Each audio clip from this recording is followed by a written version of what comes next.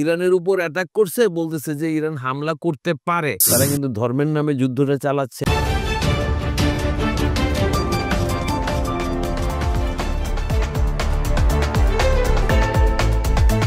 সুপ্রিয় দর্শক, আসসালামু আলাইকুম। সবাইকে স্বাগত জানাচ্ছি খবর সংযোগ শোয়ের নিয়মিত আয়োজন বিশ্ব সংযোগে। আপনাদের সঙ্গে আছি আমি ফরমদ দেলোয়ার হোসেন, আমাদের সঙ্গে আছেন আমি কাজল হায়দার। কাজল ভাই, একটা বিষয় হচ্ছে যে আমরা যুদ্ধ নিয়ে কথা বলি, কিন্তু যুদ্ধের যে ইম্প্যাক্টটা হয়, যে ব্যবসায়ীটার কথা বলছেন, হ্যাঁ, যুদ্ধের একটা অর্থনৈতিক ইম্প্যাক্টটা, যেটা নিয়ে আসলে বিশ্বের কোনো অঞ্চলই আসলে ফ্রি থাকে না, কোনো না কোনো ভাবে সেটার প্রভাব পড়ে। আপনি জানেন যে মার্কিন হামলা হওয়ার পরে যুদ্ধটার বিভিন্ন ধরনের মানে ইম্প্যাক্ট শুরু হয়ে গেছে অলরেডি। বিশেষ করে আমরা অর্থনৈতিক ইম্প্যাক্টটাই সবচেয়ে জরুরি। তো এই বিষয়টা একটু আপনি আলোকপাত। আমি সংক্ষেপে বলতেছি। সংক্ষেপে হচ্ছে আপনার প্রথমে যেটা হচ্ছে আন্তর্জাতিক বাজারে তেলের দাম বেড়ে গেছে। তেলের দাম বাড়ার পরে এখন আপনি বর্তমান পৃথিবীতে তেল নির্ভর সবকিছু। আপনি বিদ্যুৎ উৎপাদন করবেন, আপনার তেল জ্বালানি লাগবে। গাড়ি চালাবেন, বড় বড় শিল্প কারখানা চালাবেন, এমন কোনো কাজ নেই তেল। আর তেলের আপনি জানেন যে তেলের মূল সরবরাহকারী হচ্ছে মধ্যপ্রাচ্য। পৃথিবীর ম্যাক্সিমাম বলতে গেলে কিছুটা মেক্সিকো টেক্সাসেও আছে, কিন্তু আপনার ম্যাক্সিমাম হচ্ছে মধ্যপ্রাচ্য থেকে, যেহেতু মধ্যপ্রাচ্য অস্থির হয়ে গেছে। তারপর আরেকটা রিপোর্ট, যখন জাতিসংঘ ইরানের আপনার যুক্তরাষ্ট্র যখন ইরানে হামলা করলো, তখন প্রেসিডিয়াম একটা বৈঠক হয়েছে। বৈঠকে সর্বসম্মতভাবে সিদ্ধান্ত নেওয়া হয়েছে যে আমরা হরমুজ প্রণালী বন্ধ করে দিই, এবং দ্যাট দ্য ফ্যাক্ট যে হরমুজ প্রণালী যদি বন্ধ করে, আশেপাশে যেসব দেশগুলো মধ্যপ্রাচ্যে তেলের উপরে দেশটা চলে, মানে তেল বিক্রি করে সে দেশগুলো চলে, তারা সম্পূর্ণভাবে আপনার এফেক্ট হবে। কারণ বিশ্বের 20 থেকে 25 ভাগ রিফাইন করা তেল এই হরমুজ প্রণালী, সরু প্রণালী থেকে যাতায়াত করে। ইরান যদি তার অংশটা বন্ধ করে দেয়, তাহলে এখান থেকে আর কোনো তেল সরবরাহ করা যাবে না। এই তেলটা সম্ভবত যেমন এই এশিয়া অঞ্চলের, যেমন চীন, ভারত, পাকিস্তান, এই তেলগুলি সম্ভবত এদিক দিয়ে আসে, হরমুজ প্রণালী দিয়ে আসে। এবং ভারত ইতিমধ্যে আপনার মার্কিন যুক্তরাষ্ট্র এবং রাশিয়ার সাথে তেলের ইটা বাড়িয়ে নিয়েছে। তারা জানে যে এখানে বন্ধ হয়ে যাবে, এটা দুদিন আগের খবর, কিন্তু তারা অলরেডি যুক্তরাষ্ট্র এবং রাশিয়া তাদের চাহিদা বলে দিচ্ছে যে আমার এত পরিমাণ তেল লাগবে, কারণ ওখান থেকে তো আসা বন্ধ, কাতার থেকে আসা বন্ধ হয়ে যাবে। জি দর্শক, আমি একটু অ্যাড করি জিনিসটা জানাবে। সেটা হচ্ছে যে গতকাল রোববার যখন মানে এই যে তেল বন্ধ হওয়ার যে ইম্প্যাক্টটা, তার আগেই কিছু ঘটনা ঘটছে। যেমন বাংলাদেশের ক্ষেত্রে জিনিসটা বলি, সেটা হচ্ছে যে মার্কিন যুক্তরাষ্ট্র যখন এই যুদ্ধে আঘাত হানলো ইরানের উপরে, সঙ্গে সঙ্গে বাংলাদেশের শেয়ার বাজারে ধস হয়ে গেছে, ধস নেমে গেছে, এবং লেনদেন 300 কোটি টাকার নিচে নেমে গেছে, যেটা আসলে অস্বাভাবিক রকমের কম। এটা নিয়ে কথা হচ্ছিল, এবং মার্কিন উপস্থিতি যদি এটার কোনো সমাধান না হয়, তাহলে কিন্তু এটা এই যে ক্রমাবনতি যেটার ধারাটা আছে, সেটা কিন্তু এভাবে চলতে থাকবে, এবং সেটা একটা বাংলাদেশের জন্য এটা একটা বড় এই একই অবস্থা কিন্তু অন্য দেশেও, আমাদের প্রতিবেশী দেশগুলিতেও শেয়ার বাজার নেমে যাওয়া, এটার একটা প্রবণতা দেখা দিবে। মার্কিন যুক্তরাষ্ট্রে কালকে শেয়ার বাজারে পড়ে গেছে, যেটা 300 কোটি টাকার নিচে চলে এসেছে।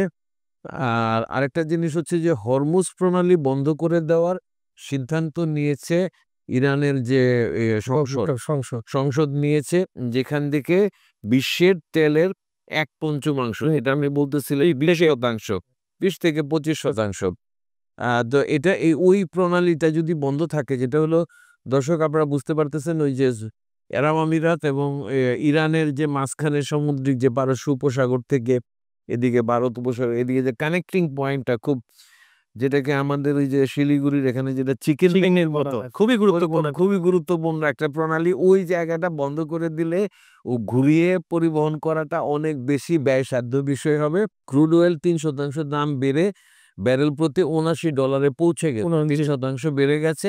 এটা ইমিডিয়েট যদি বন্ধ করে দেয়, তাহলে অবশ্যই এগুলোর দাম অনেক বেশি অস্বাভাবিক বাড়বে, যেটা পুরো বিশ্বের অর্থনীতিতে যাবে, চাপ সৃষ্টি করবে। তো অর্থনীতি নিয়ে আলোচনার মধ্যে একটা জিনিস আমি একটু অ্যাড করি, সেটা হচ্ছে অনেকেই হয়তো এই বিষয়টা জানেন বা এই বিষয়টা নিয়ে একটু আলোকপাত করতে, সেটা হলো স্বয়ং ইসরায়েলের মানুষ কিন্তু যেই সরকারটা এরকম যুদ্ধবাজ সরকার, তারা এরকম একটা অবস্থা তাদের তৈরি হয়েছে যে তারা কিন্তু ধর্মের নামে যুদ্ধটা চালাচ্ছে এবং তাদের এমন একটা ভাব যে আমাদেরকে আসলে শান্তির নিশ্চিত করতে হইলে এরকম আশেপাশের লোকজনরে মাইরা টেরা অনবরত তাদেরকে নিশ্চিহ্ন করে চিহ্ন করে দিয়েই আমাদেরকে থাকতে হবে।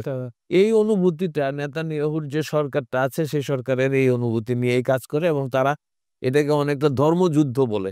ইরানের উপর অ্যাটাক করছে, বলতেছে যে ইরান হামলা করতে পারে, শান্তির জন্য এটা আমরা করছি, শক্তি প্রদর্শনের মাধ্যমে শান্তি।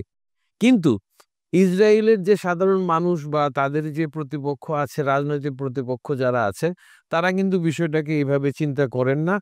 যেটা একটা বিবিসির প্রতিবেদনে যেটা বলা হচ্ছে সেটা হলো যে নেতানিয়াহুর যে দলটা আছে সেই দলের চাইতে তাদের যে বিরোধী পক্ষ মানে তাদেরকে সমর্থন করে না এই জনগোষ্ঠীর কাছে আসলে অর্থনৈতিকভাবে তারাই বেশি মানে পাওয়ারফুল। ইসরায়েলের মধ্যে কিন্তু গত ৩-৪ বছর যাবত আমাদের দেশ থেকে যেমন কিছু লোক ওই যে টাকা সুইস ব্যাংকে বিভিন্ন বিদেশে সরায় নেওয়ার যে বিষয়টা আছে সেটা কিন্তু ইসরায়েলেও চলমান আছে। মার্কিন যুক্তরাষ্ট্র দ্বারস্থ হয়েছে আপনার চীনের কাছে।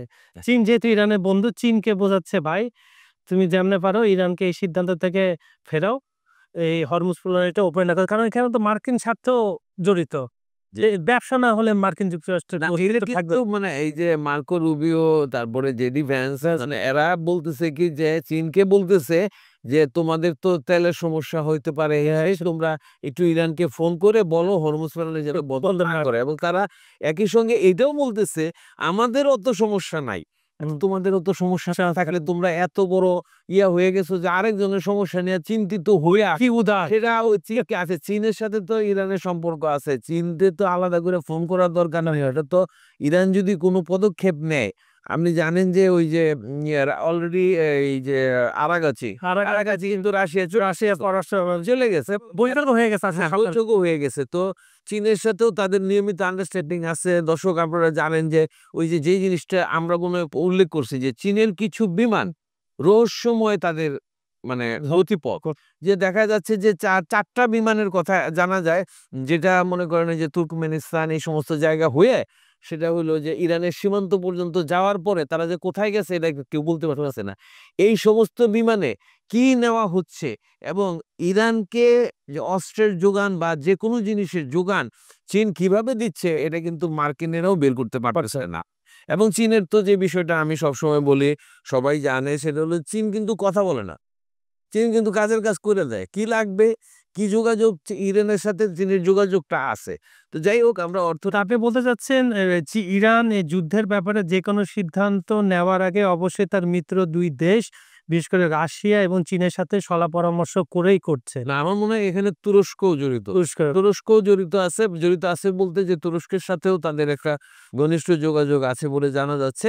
বাণিজ্যের ক্ষেত্রে হোক, কথাবার্তার দিক থেকে হোক, কৌশল আপনি যদি ক্যাজুয়ালিটি বাদ দিয়ে যদি দেখেন তাহলে কৌশলে এখন পর্যন্ত এই ১১-১২ দিনের যুদ্ধে ইরান এগিয়ে আছে কথাবার্তার দিক থেকে এবং যুদ্ধটাও চালিয়ে গেছে, আবার দায়িত্বশীলতার পরিচয় দিছে।